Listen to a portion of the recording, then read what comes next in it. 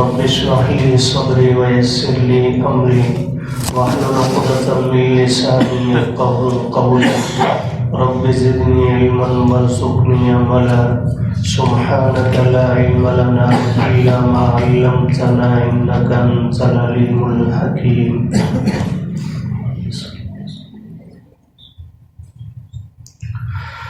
اولم یسیروا فی الارض، کیا نہیں چلے یہ لوگ زمین میں، فینظروا پس دیکھ لیتے، کیف کان عاقبۃ الذین کیسا ہوا انجام ان لوگوں کا، کانوا من قبلہم جو ان سے پہلے تھے، کانوا ہم اشد منہم قوۃ تھے وہ زیادہ سخت ان سے قوت میں، وآثارا فی الارض اور نشان چھوڑنے میں زمین میں، فأخذہم اللہ پس پکڑ لیا ان کو اللہ تعالی نے، بذنوبہم ان کے گناہوں کی وجہ سے، وما کان لہم اور نہیں تھا ان کے لیے، من اللہ اللہ سے، من واق کوئی بچانے والا، ذالک یہ اس لیے کہ بِأَنَّهُمْ كَانَتْ تَأْتِيهِمْ رُسُلُهُمْ کہ بے شک آئے ان کے پاس ان کے پیغمبر، رسولہم بالبینات ان کے پیغمبر واضح نشانیاں لے کر، فکفروا پس انہوں نے انکار کیا، فأخذہم اللہ پس پکڑ لیا ان کو اللہ تعالی نے، انہ قوی بے شک اللہ تعالی قوت والے ہیں، شدید العقاب سخت سزا دینے والے ہیں. وَلَقَدْ أَرْسَلْنَا اور البتہ تحقیق ہم نے بھیجا، موسیٰ بِآیاتنا جناب موسیٰ علیہ السلام کو اپنی نشانیاں دے کر، وَسُلْطَانٍ مُبِينٍ اور کھلی سند دے کر، إِلَى فِرْعَوْنَ فرعون کی طرف، وَحَامَانَ اور حامان کی طرف، وَقَارُونَ اور قارون کی طرف، فَقَالُوا پس وہ لوگ کہنے لگے، ساحر کہ معاذ اللہ حضرت موسیٰ جادوگر ہیں، کذاب جھوٹ بولنے والے.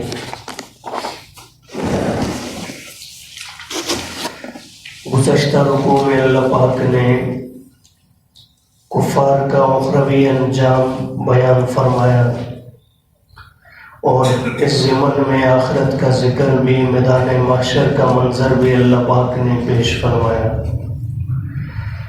مذکورہ رکوع کے اندر اللہ پاک نے نبی کریم صلی اللہ علیہ وسلم کے زمانہ کے کفار اور اس کے بعد صبح قیامت تک آنے والے باطل کو اللہ پاک نے گزشتہ قوموں کی مثال دے کر اور ان کے واقعات بیان کر کے انہیں تنبیہ کرنے کی کوشش فرمائی ہے کہ تمہارے سامنے سابقہ قوتوں کے مناظر کہ اپنے وقت کے وہ کتنے طاقتور تھے، لیکن جب اللہ کے حکم کو نہیں مانا تو اللہ پاک نے انہیں ایسے ہلاک و برباد فرمایا کہ آج زمین پر صرف نشانات اور کھنڈرات ان کے موجود ہیں، ان کا نام لینے والا بھی کوئی نہیں.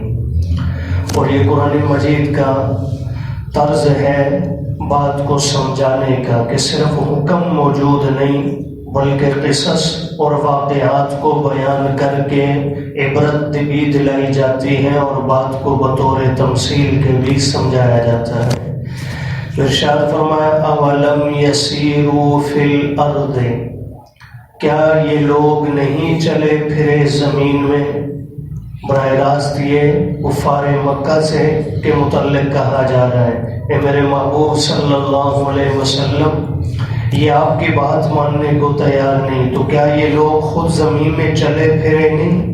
فینظروا کہ پس دیکھ لیتے، کیف کان عاقبۃ الذین کہ کیسا ہوا انجام ان لوگوں کا، کانوا من قبلہم جو ان سے پہلے گزرے۔ مشرکین مکہ ملک شام، فلسطین اور دوسرے ممالک میں تجارت کی غرض سے جب جاتے تو وہ ان جگہوں سے، ان بستیوں سے گزرا کرتے تھے جہاں سابقہ قومیں رہا کرتی تھیں، قوم عاد، قوم سمود۔ ان کے کھنڈرات اور ان کے وہ بنائے ہوئے محلات، ان کی دیواریں موجود تھیں۔ اب بھی بعض علاقوں کے اندر ان کی وہ نشانیاں موجود ہیں۔ آج بھی آپ جائیں، کبھی کبھی یہ میڈیا کے ذریعے بھی بعض جگہوں کی ویڈیوز آتی ہیں، آپ دیکھیں کہ ایسی ایسی عمارات انہوں نے بنائی بغیر مشینری کے، ہاتھ کے ذریعے۔ آج تو مشین آ چکی، ہاتھوں کے ذریعے انہوں نے ایسی ایسی جو ایجادیں وہ کی ہیں کہ آج کی مشینری دور میں مشین بھی وہ نہیں بنا سکتی۔ اللہ نے اتنی قوت ان لوگوں کو عطا فرمائی، پہاڑوں کے بیچ میں جو ہے تراش کر اپنے محلات بنا لینا، اور اتنی اونچی اونچی عمارتیں۔ آپ حیران ہوں گے کہ اس وقت کس چیز کے ذریعے، لفٹ تھی نہیں، کوئی ایسا ذریعہ تھا نہیں، یہ لوگ کیسے اتنی اونچی اونچی عمارتیں بناتے رہے؟ تو اللہ نے خوب طاقت انہیں دی تھی، لیکن انہوں نے طاقت کا استعمال صحیح نہیں کیا، اسلام کے خلاف، دین کے خلاف چلے، تو اللہ نے ان کا انجام بھی بد فرمایا۔ اسی لیے آگے اللہ فرما رہے کانوا ہم اشد منہم قوہ، تھے وہ لوگ زیادہ بڑھ کر ان سے قوت میں، ان سے طاقت میں بھی زیادہ تھے۔ ابو جہل، عتبہ، شیبہ کی کیا طاقت ہے؟ کچھ بھی نہیں ان کے پاس، ان سے زیادہ تھے۔ قرآن مجید میں ایک مقام پر مشرکین مکہ سے متعلق اللہ نے یہاں تک بھی فرمایا کہ ہم نے تو ان مشرکین مکہ کو سابقہ قوموں کا 10واں حصہ بھی نہیں دیا، نہ طاقت میں نہ ہی مال و دولت میں، کسی چیز میں 10ویں حصے کے برابر بھی یہ نہیں۔ تو وہ اتنے طاقتور ہمارے آگے کچھ نہیں تھے، یہ کیا ہے؟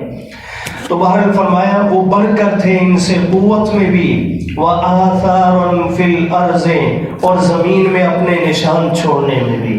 ان کے نشانات دیکھیں آج بھی موجود، جبکہ مشرکین مکہ کی بنائی ہوئی بلڈنگوں کا آج نام بھی نہیں ملتا۔ قوم عاد اور سمود کے کھنڈرات آج بھی موجود ہیں، مشرکین مکہ نے جو بلڈنگیں بنائی تھی ان کا وجود اب نہیں ملتا۔ تو اس سے معلوم ہوا کہ وہ ان سے طاقت اور نشان کے چھوڑنے میں زیادہ بڑھ کر تھے۔ لیکن فَأَخَذَهُمُ اللَّهُ بِذُنُوبِهِمْ، بس پکڑ لیا ان کو اللہ تعالیٰ نے، اور پکڑنے کی وجہ کیا تھی؟ بِذُنُوبِهِمْ، ان کے گناہوں کی وجہ سے۔ اللہ خواہ حالات کو بدتر نہیں بناتے۔ آج کبھی کبھی ہم بھی سوچتے ہیں نا، اتنے برے حالات آئے دن کیوں مشکل سے مشکل ہوتی جا رہی ہیں؟ ہم سمجھتے ہیں شاید یہ سارے تقدیر کے فیصلے ہیں۔ یاد رکھیے میرے آپ کے گناہوں کی وجہ سے یہ حالات بنتے ہیں۔ آج ہم توبہ کر لیں، ہم اعمال صالحہ کرنے والے بن جائیں، اللہ انہی حالات کو انشاءاللہ وہ صحابہ کے دور کی طرح بنا دیں گے انشاءاللہ۔ تو اس لیے گناہوں سے توبہ کرنے کی ضرورت ہے۔ اب المیہ یہ ہے ہمارے ہاں، اس حوالے سے پہلے بھی کئی بار میں نے اپنا درد بیان کیا ہے۔ ہماری حالت تو یہ ہو چکی ہے، ہم حرمین پاک میں بھی جاتے ہیں، عبادت کی طرف توجہ کم ہوتی ہے، اور موبائل نکال کر سیلفیاں لینے میں ہمارا وقت زیادہ صرف ہو رہا ہوتا ہے۔ بیت اللہ میں کھڑے ہو کر اس رب کے حکم کو توڑتے ہوئے ہمیں ذرا بھی ڈر نہیں لگتا کہ جس رب نے تصویر کشی کو حرام قرار دیا ہے، منع فرمایا اس سے۔ ہمیں مدینہ پاک میں حضور کے روضے پر کھڑے ہو کر صلاۃ و سلام پڑھنے کی بجائے اپنی تصویر بنانے کا شوق ہوتا ہے۔ ہم بھول جاتے ہیں کہ ساری زندگی اس پیغمبر نے تصویر بنانے کو حرام قرار دیا اور اس کے خلاف جہاد فرمایا ہے۔ یہ چیزیں اسی طرح ہم ان عبرت کے مقامات پر بھی جا کر، اللہ معاف فرمائے، ایکسیڈنٹ ہو جائے کسی بیچارے کا، تو ہم وہاں بھی بجائے اس کی جو ہے داد رسی کرنے کے، اس کو جو ہے کوئی مدد اپنی طرف سے پہنچانے کے، اسے ہسپیٹل پہنچانے کے، ہم فٹافٹ ہمارا کیا ہوتا ہے جی 20 بندہ وہاں کھڑا ہے تو کم از کم 18-19 کے موبائل جیب سے نکلے ہوں گے، تصویر بن رہی ہے۔ ایسے ہی ان کھنڈرات پر جا کر بھی لوگ جو ہے وہ تصویریں لے رہے ہیں۔ حالانکہ سنت عمل کیا ہے؟ غزوہ تبوک کے موقع پر نبی کریم صلی اللہ علیہ وسلم صحابہ کے ہمراہ تشریف لے جا رہے تھے۔ قوم سمود کے کھنڈرات پر جب آپ کا گزر ہوا تو ایسا مقام جب بھی کبھی آتا حضور علیہ السلام کے سامنے، اللہ کے محبوب صحابہ سے فرماتے جلدی سے یہاں سے گزر جاؤ، ٹھہرنا بھی نہیں، رکنا بھی نہیں، جلدی سے یہاں سے گزر جاؤ۔ اور ساتھ فرمایا اللہ سے ڈرو، یہ لوگ ہم سے طاقت میں بڑھ کر تھے، آج ان کا نشان، یہ کھنڈرات تو موجود ہیں، ان کا وجود موجود نہیں، ان کا نام لینے والا کوئی نہیں۔ اور اگر ہم لوگوں نے عبرت حاصل نہ کی تو اللہ اس سے بڑھ کر عذاب ہمارے اوپر نازل کر دیں گے۔ تو یہ مقام عبرت ہوتے ہیں، ان سے سبق سیکھنا چاہیے، نہ یہ کہ وہاں ہم اپنے لطف کے لیے جو ہے وہ تصویریں بنا رہے ہوں۔ تو بہرحال فرمایا کہ اللہ نے انہیں پکڑ لیا ان کے گناہوں کی وجہ سے۔ اب تصویر بنانا گناہ ہے یا نہیں جی؟ مسجد بھی معاف نہیں ہوتی۔ ہمارے یہاں کبھی ہم ترغیب دیتے ہیں جی نکاح مسجد میں ہونا چاہیے، سنت عمل ہے۔ بعض مہربان ایسے ہوتے ہیں کہ یہاں ہی ہم نے نکاح پڑھایا اور نکاح کے بعد ہم سے پوچھ رہے ہیں جی تھوڑی سی تصویر بنا لیں۔ ماشاءاللہ یہ ہماری دینداری کا نام، کھینچ کے لائے انہیں کہ یہاں نکاح پڑھوا لیں کہ شاید آپ جو ہے ان لغویات سے بچ جائیں جو آپ نے باہر کرنی ہے۔ وہ یہاں اگر ہم سے اجازت لے رہے ہیں کہ جی آپ ہمیں اجازت دے دیں تھوڑی سی ہم بنوا لیں ویڈیو۔ اللہ سمجھ دے جی، بس اللہ کے گھر میں آ کر بھی رب کی یاد نہیں تو پھر کہیں اور جا کر ہمیں کیسے آئے گی؟ اللہ اکبر۔ تو فرمایا وما کان لهم من اللہ من واق۔ یہ بڑا عظیم جملہ ہے۔ اگر رب کی ہیبت قہریت ہمارے سامنے ہو نا، اللہ فرما رہے جب اللہ پکڑ لیتے ہیں تو پھر نہیں تھا ان کے لیے اللہ کے سامنے من واق کوئی بچانے والا۔ یہ عقیدہ بنا لیں، اللہ جسے پکڑنے پہ آ جائے کوئی نبی بھی اسے بچا، کوئی ولی بھی اسے بچا، کوئی فرشتہ بھی اسے بچا، اللہ کے پکڑے ہوئے کو کوئی نہیں بچا سکتا۔ ہاں یہ الگ بات ہے کہ اللہ اپنے نبیوں کو اللہ نے عزت دی ہے، ولیوں کو عزت دی ہے۔ اگر اللہ انہیں اجازت دے دیں گے کہ آپ سفارش کریں اس گناہگار کی، آپ کی سفارش کو میں قبول کروں گا، تو اللہ سفارش ضرور قبول فرمائیں گے، نبیوں کی، ولیوں کی اور گناہگاروں کی مغفرت فرمائیں گے۔ یہ ایک الگ بات ہے، لیکن یہ نہیں اللہ فرمائے میں نے جہنم میں ڈالنا ہے، نبی کہ نہیں جی میں نے جنت میں ساتھ لے کے جانا ہے اور نبی جیت جائے۔ اللہ کی قدرت کہاں گئی؟ اس لیے ایک کی شان بڑھاتے ہوئے دوسرے کی توہین کبھی بھی، یہ جملہ یاد رکھیں، نبی کی شان کو اتنا مت بڑھائیں کہ رب کے برابر بنا بیٹھیں، اور رب کی شان کو اتنا مت بڑھائیں گھٹائیں کہ جو ہے نبی کی شان اور رب کی شان کو برابر لے آئیں۔ اللہ کو اللہ رہنے دیں اور محبوب کو اور نبیوں کو نبی رہنے دیں، دونوں اپنے مقام پر رہیں گے تو توازن رہے گا۔ اللہ کی ذات کو نیچے لائیں گے یا نبی کی ذات کو اوپر لے کر جائیں گے تو توازن برقرار نہیں رہے گا، عقیدہ خراب ہو جائے گا۔ اس لیے دونوں کو اپنے مقام پر رکھیں۔ تو اللہ فرما رہے وما کان لهم من اللہ، نہیں تھا ان کے لیے اللہ سے من واق کوئی بچانے والا۔ اور اللہ نے یہ سزا انہیں دی کیوں؟ اللہ کی کوئی ذاتی دشمنی تھی؟ نہیں، فرمایا ذالکا، یہ اس لیے عذاب انہیں دیا اللہ نے کہ بِأَنَّهُمْ كَانَتْ تَأْتِيهِمْ رُسُلُهُمْ بِالْبَيِّنَاتِ، کہ حقیقت یہ ہے کہ آئے تھے ان کے پاس ان کے پیغمبر نشانیاں لے کر، ہر قوم کے پاس نبی آیا، فَكَفَرُوا، ان بدبختوں نے ماننے کی بجائے کیا کیا جی؟ انکار کیا۔ تو ظاہر بات ہے فَأَخَذَهُمُ اللَّهُ، کفر کا انجام کیا ہے جی؟ اللہ نے انہیں پکڑ لیا۔ فرمایا انہم قوی، پھر فرمایا جب اللہ پکڑ لیتے ہیں تو اللہ سے کوئی چھڑا نہیں سکتا، کیونکہ اللہ بڑے طاقت والے ہیں، شدید العقاب، اور سخت پکڑنے والے ہیں۔ اللہ ہماری حفاظت فرمائے، اللہ سے ہمیشہ پناہ بھی مانگتے رہا کریں۔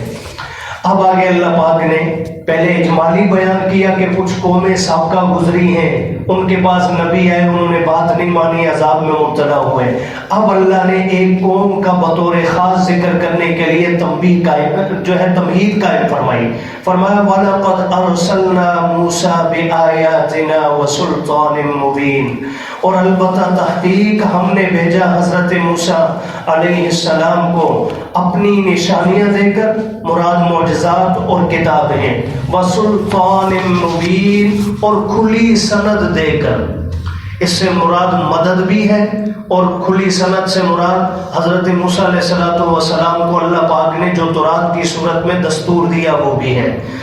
حضرت موسیٰ کو اللہ نے یہ طاقت دی کہ وقت کے جابر کے سامنے جہاں پوری قوم غلام بنی بیٹھی ہے، حضرت موسیٰ اسی قوم میں سے ہیں لیکن کلمہ حق جا کر اس کی سلطنت میں بلند فرماتے ہیں۔ تو یہ اللہ کی کھلی سند اور مدد تھی۔ اللہ نے بھیجا کس کی طرف؟ اللہ کے حضرت موسیٰ بنی اسرائیل اور فرعونی قوم دونوں کی طرف مبعوث کیے گئے، لیکن اللہ نے یہاں 3 افراد کا بطور خاص ذکر فرمایا۔ فرمایا اِلَىٰ فرعون، حضرت موسیٰ کو ہم نے بھیجا فرعون کی طرف، وحامان اور اس کے وزیر حامان کی طرف، وقارون یہ حضرت موسیٰ کی قوم کا فرد تھا۔ بعض روایات میں ہے کہ چچا زاد بھائی تھا لیکن مالدار تھا، چونکہ فرعون کے علاقہ کے اندر بڑے بڑے ٹھیکے عمارتوں کے سے ملا کرتے تھے، اور ٹھیکیداروں کے مال و دولت کا حال تو آپ کو بھی پتہ ہے ماشاءاللہ۔ تو یہ قارون ٹھیکیدار تھا، خوب مال اس نے جمع کر لیا۔ اللہ نے 3 افراد کا ذکر کیا، مفسرین نے لکھا ہے یہ 3 طبقوں کا ذکر ہے، 3 فرد کا نہیں۔ پہلا طبقہ فرعون، یہ ڈکٹیٹر تھا۔ دوسرا طبقہ حامان، یہ بیوروکریٹ تھا۔ تیسرا طبقہ قارون، یہ سرمایہ دار تھا، بزنس مین۔ اللہ نے 3 طبقوں کا ذکر فرمایا کہ ان 3 طبقات کی طرف حضرت موسیٰ کی بعثت ہوئی، لیکن ان میں سے کسی بھی بدبخت نے تسلیم نہ کیا۔ فقالو، یہ کلمہ حق سننے کے بعد کہنے لگے جواب میں، ساحر، معاذ اللہ حضرت موسیٰ تو جادوگر ہیں، چونکہ ان کے معجزات اکثر جادو سے ملتے جلتے تھے۔ ہاتھ بغل میں رکھا، باہر نکالا، سفید ہو گیا، عصا مبارک زمین پہ رکھا، وہ سانپ بن گیا۔ یہ کام ہماری نظر میں کون کرتے ہیں جی؟ جادوگر۔ تو ان بدبختوں نے دین کو اور جادو میں جو ہے وہ فرق نہ کر سکے، اور انہوں نے اسے بھی جادو سمجھا، کہنے لگے ساحر، معاذ اللہ یہ تو جادوگر ہے، کذاب اور انتہائی جھوٹا ہے۔ اللہ پاک ہمیں دین حق کی سمجھ اور عمل کرنے کی توفیق عطا فرمائے۔